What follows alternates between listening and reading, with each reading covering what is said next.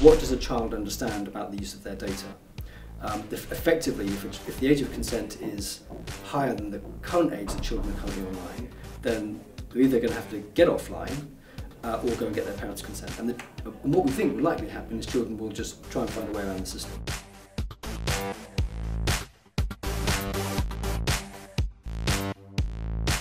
Can I take you to an issue that's very dear to my heart in terms of how we protect the privacy and the data of children, of minors? One of the elements in the Data Protection Bill is to reconfirm the age of consent for data use online at 13 in the UK. Do you think that's right? Well, I think it's where we set the age. So within Europe, we have a new regulation which gives each country the freedom to flex it from 16 or down to 13. That's right. That's a political question for Parliament.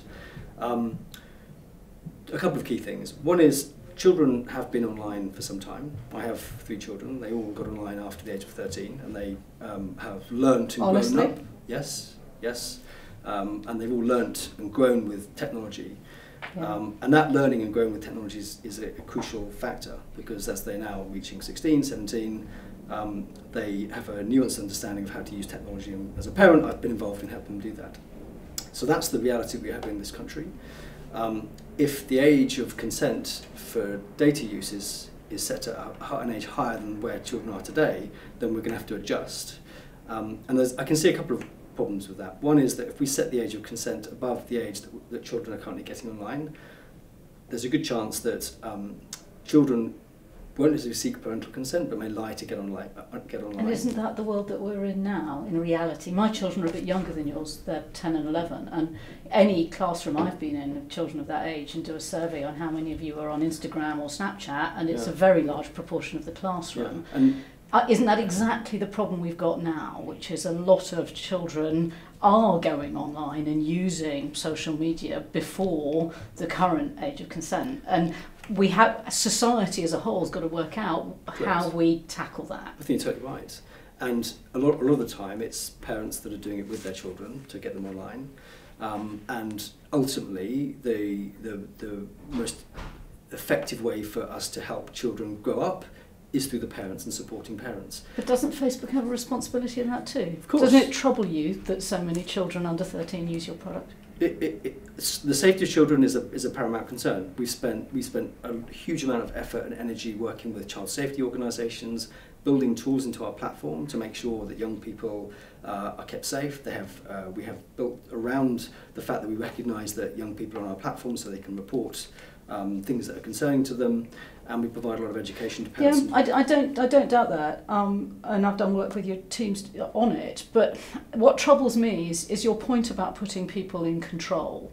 And there plainly are millions of parents across the world who don't feel in control, and children who are using your platform much younger than most jurisdictions think is sensible. So somehow something's quite broken. And I know you don't like the analogy, but the analogy I would give is alcohol consumption, where society's tolerance of underage drinking has changed dramatically in my lifetime. Certainly from when I was a teenager, it was quite easy to buy booze in a supermarket. Certainly isn't today. I would contend that all of us working in this space have got to work out where we think the right real age of consent is, and then hold everyone in the system accountable to making it actually happen. So I don't think it's a question of the age of consent. I think the age of consent is a data protection question about use of data. You're talking about safety online, which I completely agree with you. There's an age at which young people probably shouldn't go on a platform like ours. Our policy is 13. We take technical measures and a whole range of measures to make sure we keep people off if they're under 13. It's not a foolproof system, and if someone has a foolproof answer for that question, then we're always interested to talk to them. We spend a lot of time talking. We spend a lot of time talking to child safety experts about how to keep people safe online. The age of consent issue is different. It's about what does a child understand about the use of their data.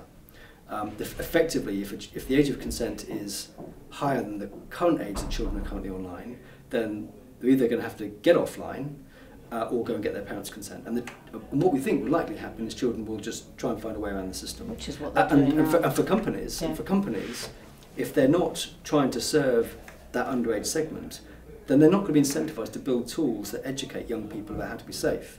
Could we talk about the sort of global challenges of this? Because, the technology is global. You're a global business, and yet regulation is growing up locally. How do we juggle that? How do we get to, particularly taking Britain post-Brexit, what role can Britain play in managing that so that we are a country that businesses like Facebook and consumers benefit more from the digital revolution rather than less? Yeah. The technology is global. We're a global platform. We provide services all over the world, and there are many other companies that do the same thing. And we have always had a world where laws and regulations are local. If anything, they're becoming slightly less local with regional structures, like we have in Europe. We have the GDPR coming into effect next year. That's a regional regime, and we're seeing regional models emerge in other parts Do you of the think world. they're really becoming less local? Is China getting closer to the US in its regulatory No, model? I don't think they are. But the key thing, I think, is that the way we think about companies operating and regulators regulating needs to be a kind of cooperative exercise between those two stakeholders.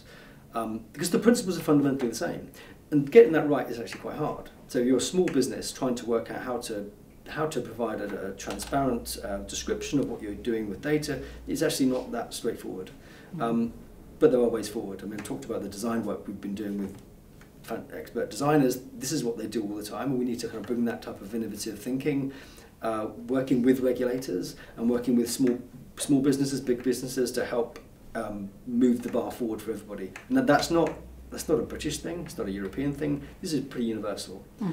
So what we've been doing is working with lots of other big companies, many small companies, lots of really smart design thinking organisations to bring that kind of innovation to tackle what really are at the heart of the data privacy discussion, is this question of how do you give people control and transparency.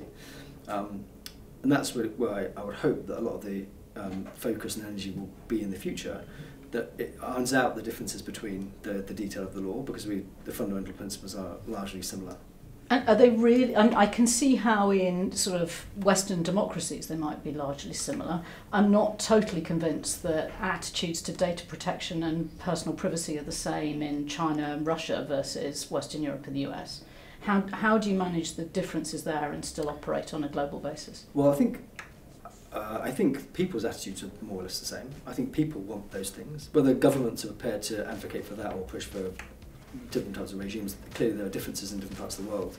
But I think if you look at it from the person's perspective, the desire to want to be in control in a way that works for you and that's meaningful, the desire to have transparency, pretty universal needs of people.